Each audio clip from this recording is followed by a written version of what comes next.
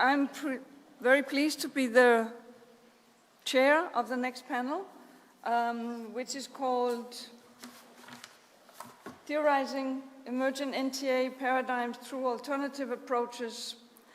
And we have 4 regular papers, but I will be, together with Levente, my co-chair, presenting just briefly at the beginning how this panel came about and what we're going to present, of course. So it's a book panel, but it wasn't originally thought about that because we started thinking about this before the pandemic and before the book came out, and we had hoped that this conference early on would have given us some input to the papers. Anyway, the book is out, and therefore we are also happy to present, and I will circulate the book as soon as I don't need it up here. Basically, this is a book project which Levente and I have worked on, I don't know, since Adam and Eve almost, but certainly for some years, and then of course also trying to make it as full as possible. We have a number of very interesting case studies here. We started out with a much longer list of case studies. We had hoped also to have some more overseas case studies, but we were simply not able to find authors for certain case studies. So this is still if you will, a short taste of what we are trying to do with this specific idea for the book. And basically the book is on what we would consider alternative or emerging models of NTA. And we have it in 3 major parts. And the first one is on state and pluralism. And there you will hear very briefly from Levente about how he places the book in the political community and normative pluralism perspective. And then we will move on to the first paper of the conference, which will be online, and I will introduce our speakers as we go along. But basically, the book takes 2 major perspectives. One is what you might call legal pluralism, but we actually decided to go a little broader and call it normative pluralism, and some of the case studies fall under that category.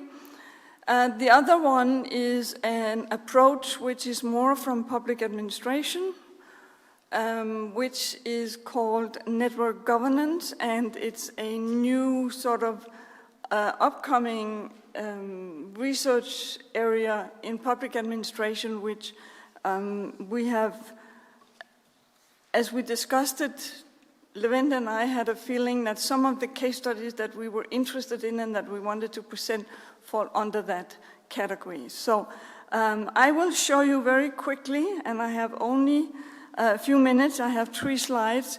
These are all in the book also. So of course, and we will give you at the end of the panel an opportunity to write down a code so you can get a 20% discount on the book.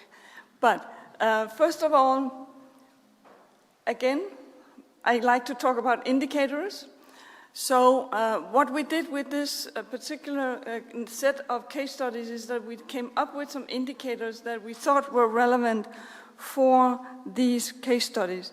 And they had to be self-creating or self-organizing. So there had to be this collective autonomy, or collective will, which I talked about early on. Then they had to be able to be self-decision-making internally within the autonomy framework.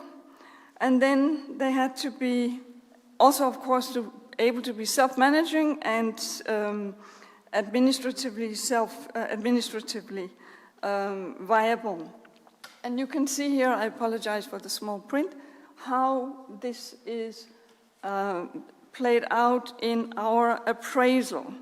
Finally, self-regulation is an indicator which we added because we have some very sensitive case studies in here, and some of these have been then evaluated in order to find out whether they are able to also self-impose issues such as human rights within their organization. This is important, of course, for the legitimacy of NTA within the major society.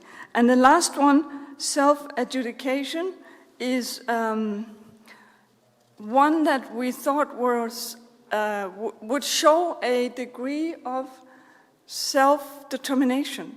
If a group has a possibility within its group or within its framework to actually adjudicate disputes and others and be recognized in a sense by the majority government that they have this ability. And we will hear about this from the case studies. So quickly, we had some eligibility, I can't say that. You know what I mean? Criteria. And here you can see the case studies we had. So we have a case study on Afrikaners in South Africa, and you hear from our colleague Dion later online. Kurds in Syria, Palestinians in Israel, Irish speakers in Ireland. These we will not be presenting today, but if you get the book, you can read them. Then we have the Roma in Romania will be presented. And then we have religious communities in the UK that will be presented. These were just the criteria for eligibility that we came up with, and I will quickly go to the last, if I can. This is then the general analysis of the ability for collective agency that we found in the case studies, and then also for trying to show or analyzing how resilient these models would be also in the future, because we felt that is also important in terms of determining whether an NTA model or framework is going to survive also in difficult settings. And we have some of the case studies we have are actually from what you in political science call very weak states, and that of course also then determine how the resilience is, and also whether there is a perspective of good cooperation with the authorities. So these are available in book. I will circulate it, and then I will hand over to Levente, because Levente, in a sense, has put our whole book in a very interesting political perspective, and his presentation will lead into the first paper, which I will present then when Levente is. Thank you, Tove.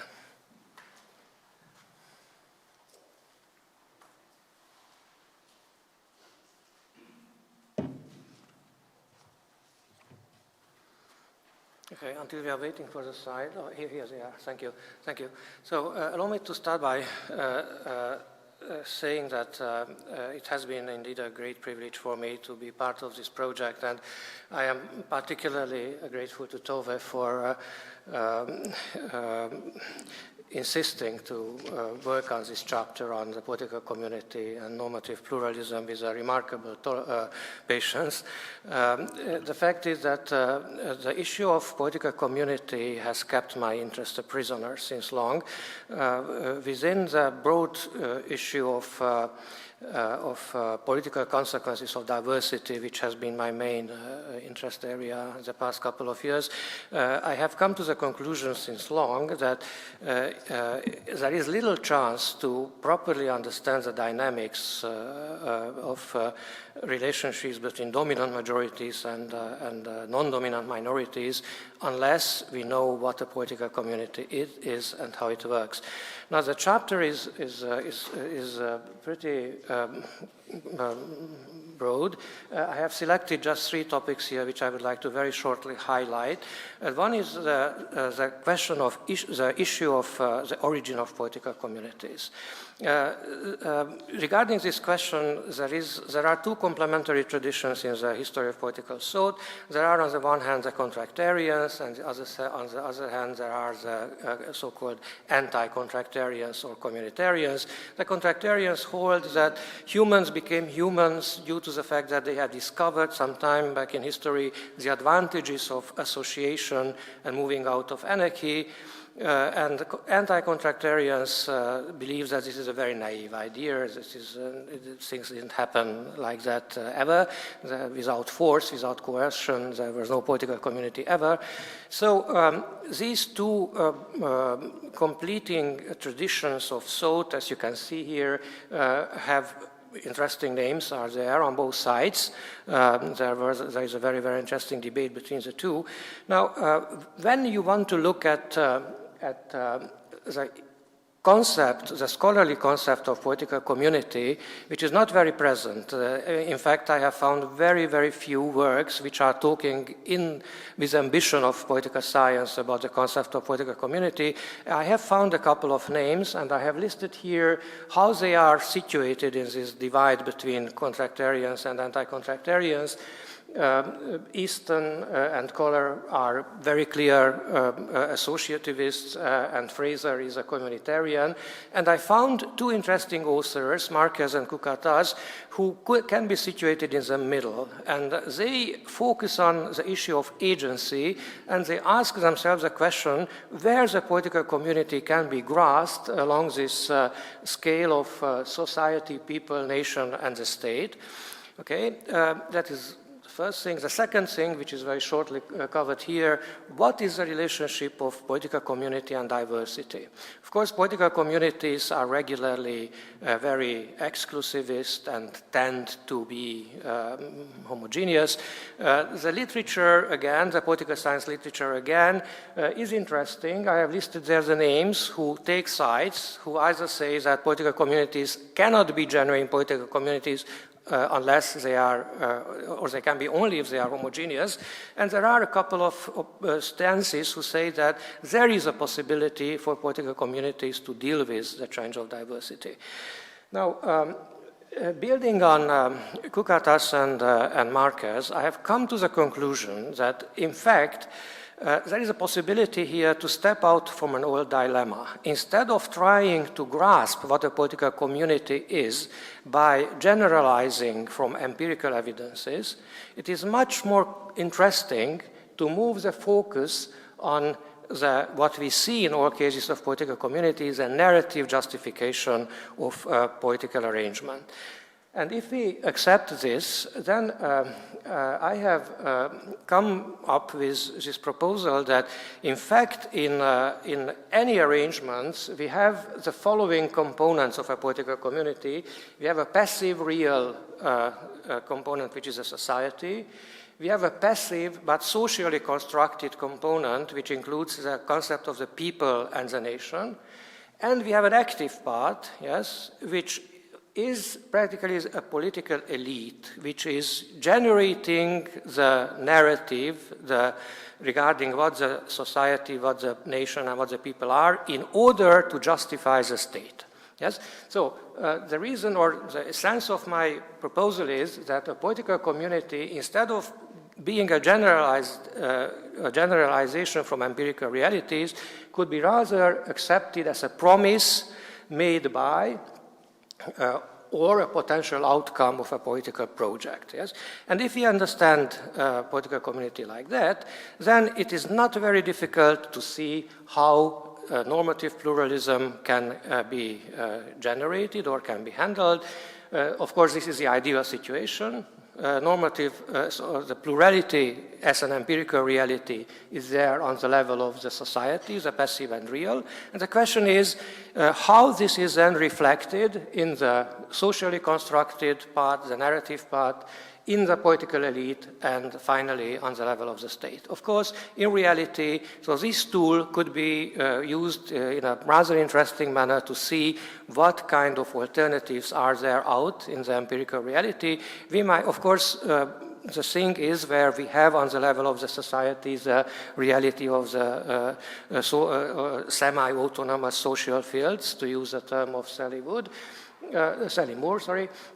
and then it is a question if the political elite is an elite which is the result of a coalition, then if the narrative is reflecting diversity or not, and finally, if state construction ends up in a way that it reflects diversity or not.